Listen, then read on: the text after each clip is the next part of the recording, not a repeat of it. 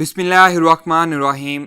अस्सलाम वालेकुम students, I am Mohammad Usman Ali, your mathematics teacher. Student, जैसा कि प्रीवियस लेक्चर से हम इंटीग्रेशन को डिस्कस करते आ रहे हैं, आज तक हमने जितने भी लेक्चर पढ़े हैं इंटीग्रेशन के, उनमें हमने इंडेफिनेट इंटीग्रल को डिस्कस किया है।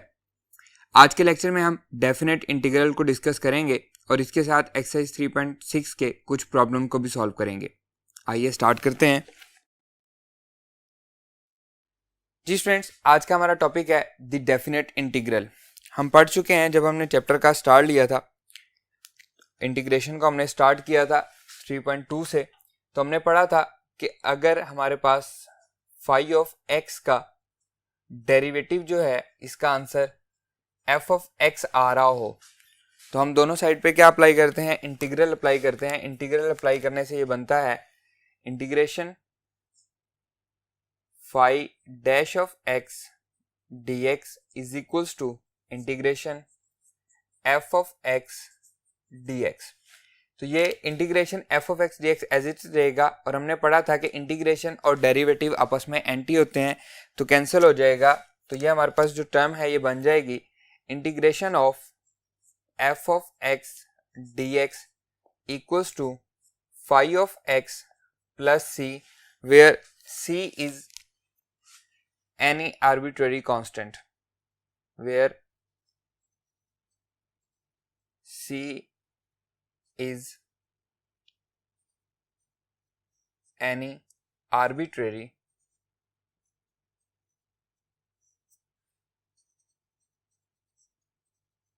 constant, और हम इसको क्या कहते हैं? Constant of integration.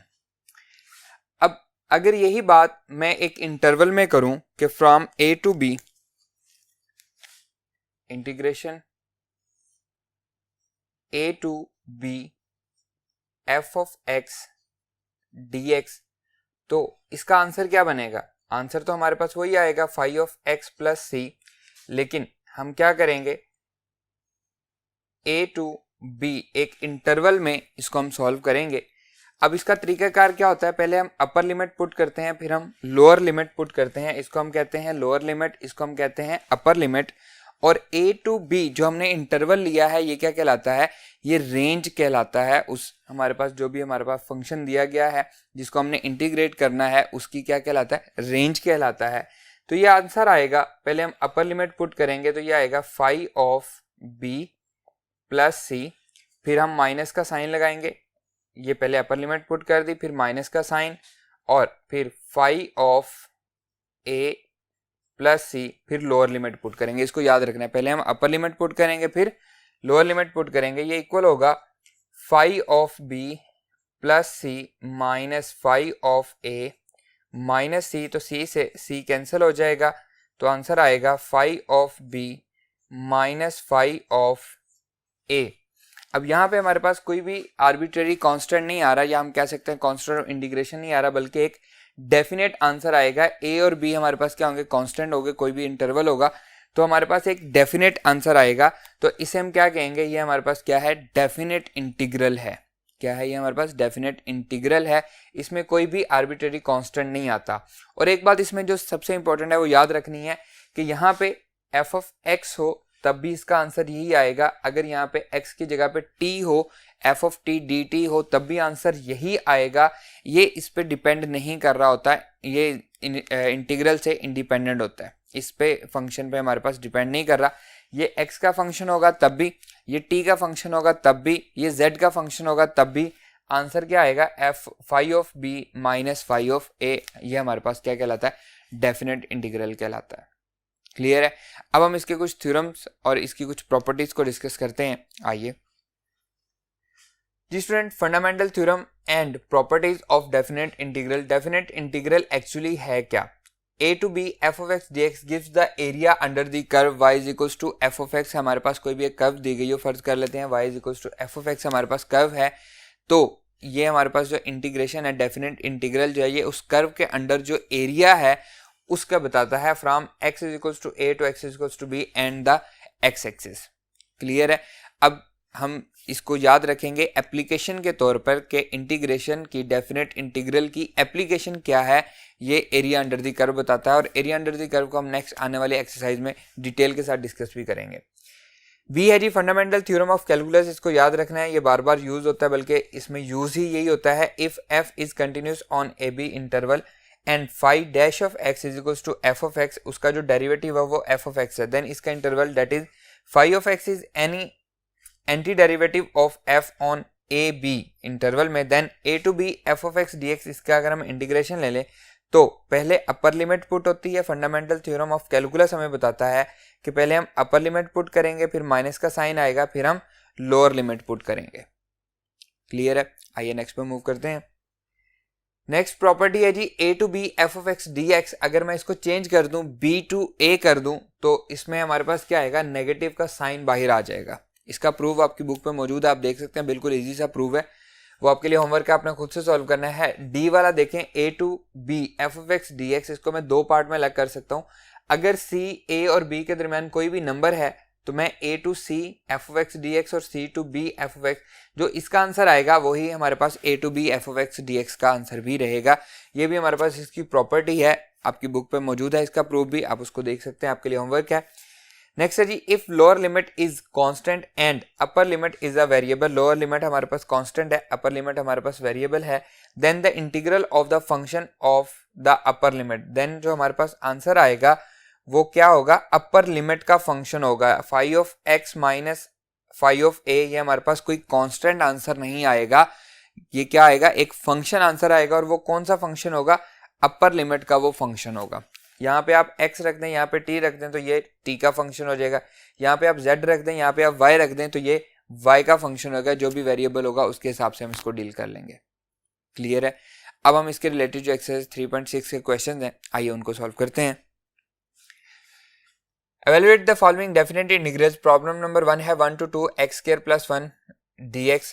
बाकी सारे के सारे रूल्स वही हैं जो हम ऑलरेडी पढ़ के आए हैं। एट द एंड हमने क्या करना है, जब हमने इसकी इंटीग्रेशन लेनी है तो हमने क्या करना है, फंडामेंटल थ्योरम ऑफ कैलकुलस को अप्लाई कर देना है। सॉल्यूशन देखें,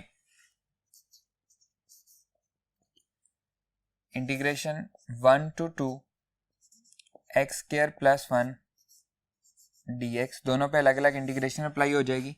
1 to 2 x square dx plus 1 to 2 1 dx।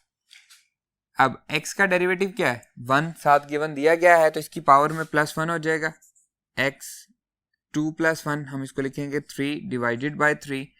अब लिमिट पुट करनी है, आप ब्रैकेट में पुट कर लें, ब्रैकेट लगाएं और उसकी लोअर लिमिट अपर लिमिट लिख दें, या फिर आप इसको इस तरह से लिख दें, एक लाइन लगाएं 1 और 2, ये मतलब हमने इसमें लोअर और अपर लिमिट पुट करनी है। ये इसको लिखने के डिफरेंट वेज हैं।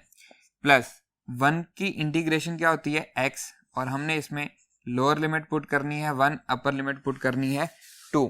तो with the help of fundamental theorem of calculus हम पहले अपर लिमिट पुट करेंगे 2 का क्यूब डिवाइडेड बाय 3 माइनस, फिर लोअर लिमिट पुट करेंगे 1 का क्यूब डिवाइडेड बाय 3 और इसे हम ब्रैकेट में लिख लेंगे, प्लस अपर लिमिट क्या है जी 2, फिर माइनस लोअर लिमिट 1, इसे हम सिंप्लीफाई कर लेंगे।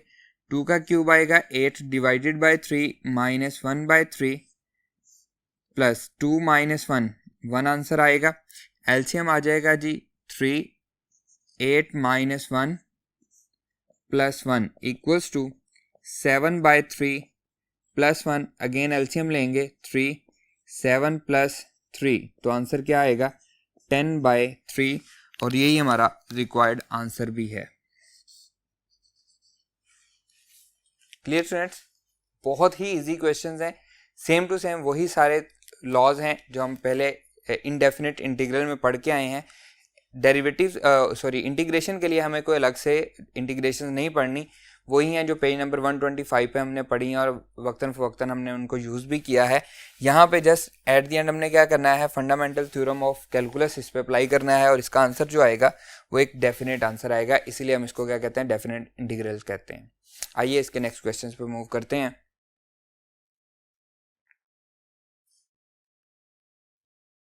जी स्टूडेंट्स, प्रॉब्लम नंबर 3 है -2 to 0 1 over 2x minus 1 whole square dx। Problem number 2 जो है वो same to same problem number 1 की तरह है। सोल्यूशन देखें, बहुत इजी क्वेश्चन है। -2 to 0 1 over 2x minus 1 whole का square dx equals to -2 to 0 2x minus 1 whole power -2 dx। Power के नीचे जो फंक्शन है उसका डेरिवेटिव क्या है, 2 है, जो कि साथ गिवन नहीं दिया गया, तो हम क्या करेंगे, 2 से मल्टीप्लाई भी करेंगे और 2 से डिवाइड भी करेंगे। -2 to 0 2x minus 1 whole power -2 into 2 dx। 2 से मल्टीप्लाई और 2 से डिवाइड कर दिया तो ये हमारे पास इसका डेरिवेटिव बन गया है। अब हम इस पे थ्योरम लगा देंगे, हम पढ़ चुके हैं, इसकी पावर में 1 प्लस कर देंगे क्योंकि डेरिवेटिव साथ मौजूद है। 2x minus 1 whole power -2 plus 1 -1 बचेगा डिवाइडेड बाय -1 और इसमें हमारे पास अप्लाई हो जाएगी lower limit and upper limit. ये माइनस इसके साथ आ जाएगा, that is equals to -1/2 2x minus 1 whole power -1 -2 to 0 और इसे हम लिख सकते हैं -1/2 1 over 2x minus 1 lower limit है -2 अपर लिमिट है 0। अब हम इसमें लोअर लिमिट और अपर लिमिट पुट करेंगे। पहले अपर लिमिट पुट करेंगे -1/2 as it is 1 over 2 into 0 -1, फिर माइनस का sign 1 over 2 into -2 -1 bracket close. पहले हमने अपर लिमिट पुट की, फिर lower limit -1/2 as it is 1 divided by -1 divided by -5, तो ये माइनस इसको प्लस कर देगा, that is equals to -1/2 -1 plus 1/5। LCM इसका क्या आएगा जी, 5 आएगा। -1/2 5 एलसीएम आएगा तो -5 प्लस 1, इसे मल्टीप्लाई होगा -5 plus 1 that is equals to -1/2 -4/5 minus minus plus हो जाएगा, 2 2 ज़ा 4 तो 2/5 ये आंसर आ रहा है और यही हमारा रिक्वायर्ड आंसर भी है। जब हम इसमें फंडामेंटल थ्योरम ऑफ कैलकुलस लगा देते हैं उसके बाद जस्ट इसकी कैलकुलेशंस है और कुछ भी नहीं है इसमें। क्लियर, आइए नेक्स्ट पे मूव करते हैं। नेक्स्ट देखें ये 1 to square root 5 2t - 1 whole cube and उसका स्क्वायर रूट, तो इसको हम लिख सकते हैं solution integration 1 to square root 5 2t - 1 whole का cube and power square root इसकी आ जाएगी dt is equals to 1 to square root 5 2t - 1 whole power, इसको मैं लिख सकता हूँ 3/2 क्योंकि पावर्स आपस में क्या होती हैं, मल्टीप्लाई होती हैं। पावर के नीचे जो कुछ है उसका डेरिवेटिव क्या है, 2 है, जो कि साथ गिवन नहीं दिया गया, तो 2 से मल्टीप्लाई भी कर देंगे और 2 से डिवाइड भी कर देंगे। यह आ जाएगा 2t - 1 whole power 3/2 into 2 and साथ क्या आ जाएगा, dt आ जाएगा। क्लियर स्टूडेंट्स, अब डेरिवेटिव साथ गिवन दिया गया है तो पावर में +1 हो जाएगा 1/2 एज इट इज 2t - 1 3/2 + 1, तो ये आ जाएगा 5/2 डिवाइडेड बाय 5/2 और लिमिट है जी 1 to स्क्वायर रूट 5। 2/5 इधर आ जाएगा तो हम इसको लिखेंगे 1/2 multiply bye 2/5 2t - 1 whole power 5/2 और लिमिट है जी 1 to स्क्वायर रूट 5। क्लियर, 2 से 2 कैंसिल हो जाएगा, ये बचेगा 1/5। पहले अपर लिमिट पुट करेंगे 2 into square root 5 -1 whole power 5/2 minus, फिर लोअर लिमिट पुट करेंगे तो ये आ जाएगा 2 into 1 -1 whole power 5/2 and bracket close and that bracket is also closed.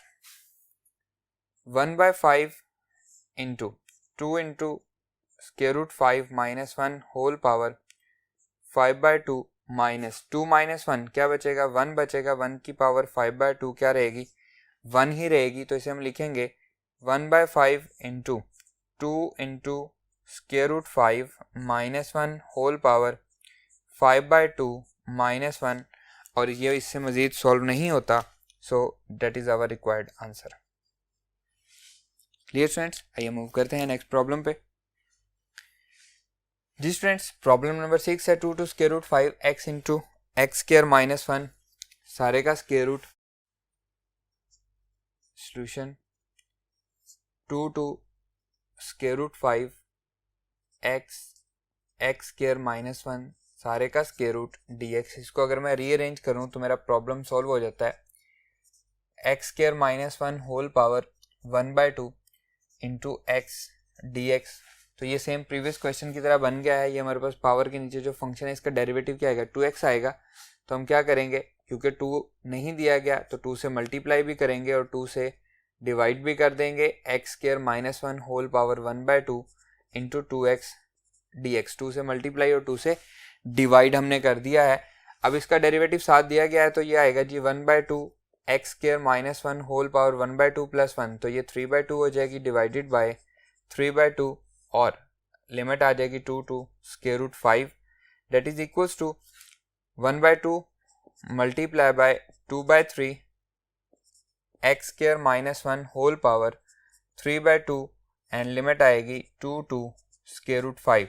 2 से 2 कैंसिल हो जाएगा, 1/3 अपर लिमिट पुट करेंगे तो ये आ जाएगा जी स्क्वायर रूट 5 का square minus 1 and whole power 3/2 minus lower limit put करेंगे 2 का square minus 1 and whole power 3/2 and सारे का सारा ब्रैकेट में, क्योंकि 1/3 जो है वो दोनों से मल्टीप्लाई हो रहा है।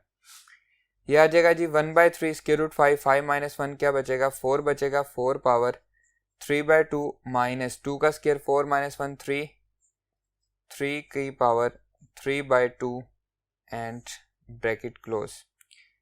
1/3 4 को मैं लिख सकता हूँ 2 का square and whole power 3/2 minus 3 को इसको हम लिख सकते हैं 3 का cube and whole power 1/2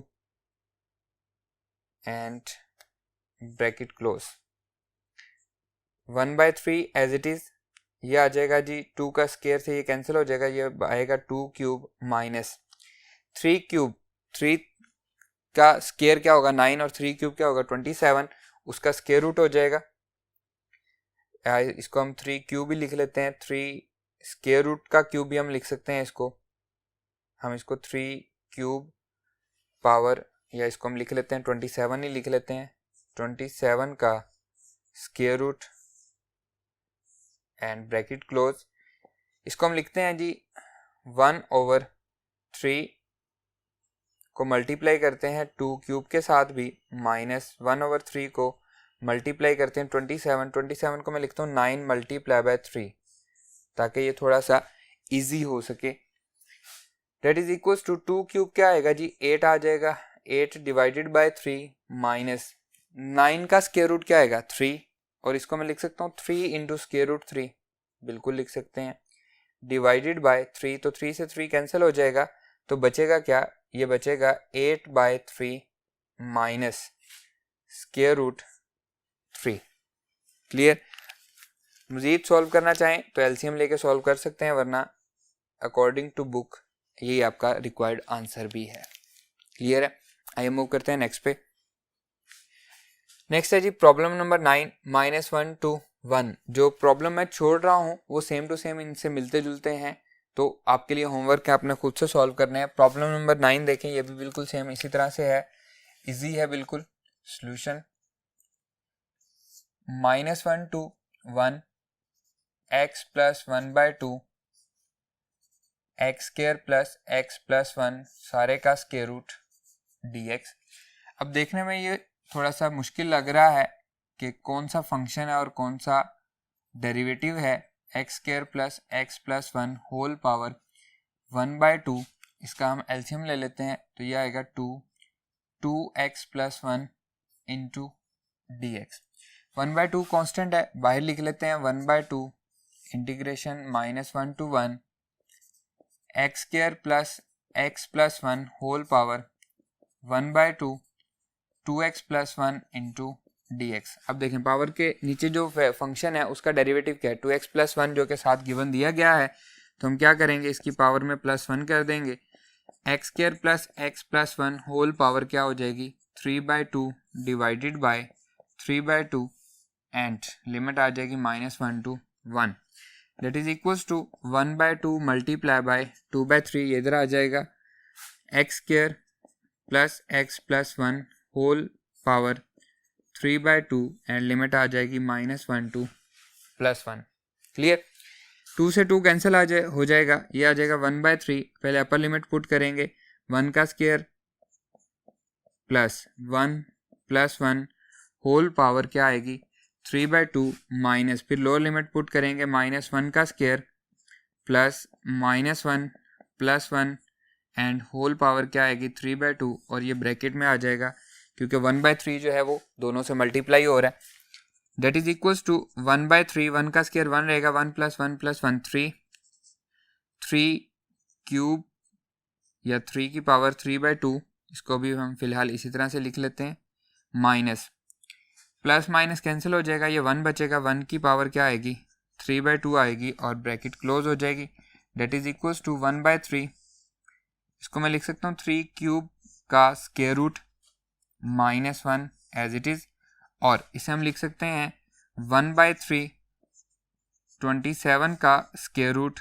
-1 bracket close 1/3 दोनों से मल्टीप्लाई होगा 27 को मैं लिख सकता हूँ 3 इंटू स्क्वायर रूट 3 अभी प्रीवियस क्वेश्चन में हमने किया है 3 से डिवाइड हो जाएगा -1/3 तो 3 से 3 कैंसिल हो जाएगा बचेगा क्या स्क्वायर रूट 3 -1/3 और यही हमारा रिक्वायर्ड आंसर भी है। आप चाहें तो एलसीएम लेके भी इसको लिख सकते हैं, यह आ जाएगा 3 into square root 3 -1 divided by 3 clear है। दोनों आपके आंसर हैं, कोई भी लिख लें, कोई डिफरेंस नहीं है, कोई गलत नहीं होगा। क्लियर है स्टूडेंट्स। आइए मूव करते हैं नेक्स्ट प्रॉब्लम पे। जी स्टूडेंट्स, प्रॉब्लम नंबर 10 है 0 to 3 1/x² + 9 dx। इसको हम पहले पढ़ भी चुके हैं प्रीवियस लेक्चर में भी। सॉल्यूशन देखें, इसमें हमने जस्ट डेफिनेट इंटीग्रल है, अपर लिमिट और लोअर लिमिट पुट करनी है, बाकी सारा क्वेश्चन वही है x² + 9 dx। इसको मैं लिख सकता हूँ 0 to 3 1/x² + 3 का स्क्वायर dx। हमने पढ़ा था we know that integration 1/a² + x² dx is equals to 1/a tan inverse x/a plus c के इक्वल होता है। अब क्योंकि ये डेफिनेट इंटीग्रल है तो यहाँ पे c तो आएगा नहीं, इसको अप्लाई करते हुए डायरेक्टली हम इसका आंसर लिख देंगे that is equals to 1/a, तो ये आ जाएगा 1/3 tan इनवर्स x/a, तो x/3 और इसके हम अपर और लोअर लिमिट ले लेंगे जो कि क्या है 0 to 3 है। पहले हम अपर लिमिट पुट करेंगे फिर लोअर लिमिट पुट करेंगे tan inverse 3/3 minus tan inverse 0/3 bracket क्योंकि 1/3 दोनों से मल्टीप्लाई हो रहा है, यह आ जाएगा 1/3 tan inverse 1 minus tan inverse 0 that is equals to 1/3 tan inverse 1 कब होता है 45 डिग्री पे, तो हम इसको लिखेंगे π/4 और 0 कब होता है 0 पे, that is equals to 1/3 multiply by π/4। तो हमारा आंसर क्या बना 4 3 is 12, तो π/12 हमारा आंसर बन गया। ये हमारा रिक्वायर्ड आंसर भी है। क्लियर, बिल्कुल इजी सा सवाल है। नेक्स्ट पे आते हैं problem number 11 π/6 to π/3 cos t। We know that page number 125 पे हम पढ़ के आए हैं। पहले हम इसको सॉल्यूशन करते हैं। Solution π/6 to π/3 upper limit cos t dt। cos x dx की इंटीग्रेशन क्या होती है हम पढ़ के आए हैं पेज नंबर 125 पे। Integration of cos x dx equals to sin x plus c। अब यहाँ पे c तो आएगा नहीं क्योंकि डेफिनेट इंटीग्रल है, तो इसका आंसर बनेगा that is equals to sin t π/6 to π/3। Upper limit put करेंगे तो ये आ जाएगा sin π/3 minus sin π/6। Sine pi by 3 क्या होता है, स्क्वायर रूट 3 डिवाइडेड बाय 2, और साइन पाई बाय 6 क्या होता है, 1/2। 2 एलसीएम आ जाएगा, तो ये आ जाएगा square root 3 minus 1 divided by 2, और यही हमारा रिक्वायर्ड आंसर भी है। प्रॉब्लम नंबर 12 जो है उसमें आपको 7 डेरिवेटिव दिया गया है, वो आपके लिए होमवर्क है, आपने खुद से सॉल्व करना है। आज के लेक्चर में हमने प्रॉब्लम नंबर 1 से लेकर प्रॉब्लम नंबर 12 तक क्वेश्चन किए। ये सारे बिल्कुल इजी से थे, बिल्कुल स्टार्ट वाले क्वेश्चन थे। इंशाल्लाह नेक्स्ट लेक्चर में हम इसके बाकी क्वेश्चंस को कंटिन्यू करेंगे। आज का लेक्चर हमारा यहीं पे ख़त्म होता है। नेक्स्ट लेक्चर में आपसे मुलाकात होगी। अल्लाह हाफिज़।